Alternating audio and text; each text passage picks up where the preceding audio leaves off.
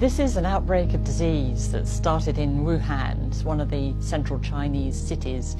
It's caused by a novel coronavirus. That means it's brand new, so new that actually it doesn't have a name yet. It's from a family called the coronaviruses. The symptoms of this illness are pretty mundane on the face of it. It's a dry cough, fever, and then breathing problems. It seems quite mild in lots of people, and probably those people don't end up in hospital at all. We only know about the more severe cases, which is where people have gone on to develop viral pneumonia. And those people obviously end up in hospital, and all the deaths have been amongst those people. This brand new coronavirus came from animals, and it's believed that the source was actually a seafood market in Wuhan, which also sells wild animals.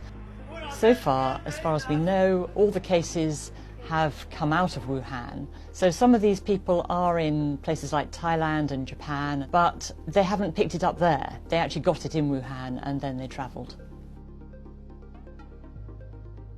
In China, where the most cases are, it's older people who are ending up in hospital with this. They're usually over 40, and the very youngest person diagnosed is about 13 or 14 years old. So it doesn't appear to be affecting small children, and those who've died tend actually to have underlying conditions, as they say. They're frail, they may have heart disease or cancer already, and so they're vulnerable. Basically, their immune systems are not very robust, and they're going to find it very hard to fight off a virus.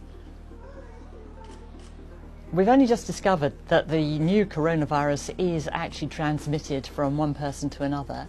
It was hoped at first, actually, that it just came from animals, as all coronaviruses do, but now it looks as though it is actually passed from one human being to another. So we've got people-to-people transmission because the market's been closed for some time, and there are cases in people who've never been near it. So there actually isn't any treatment at the moment at all. Because this is a virus, antibiotics won't work.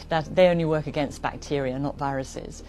So really you want an antiviral treatment, but none of the flu drugs that we've got, we have got a couple of those, will work on this. A coronavirus is different from a flu virus. So there actually isn't any treatment at the moment at all.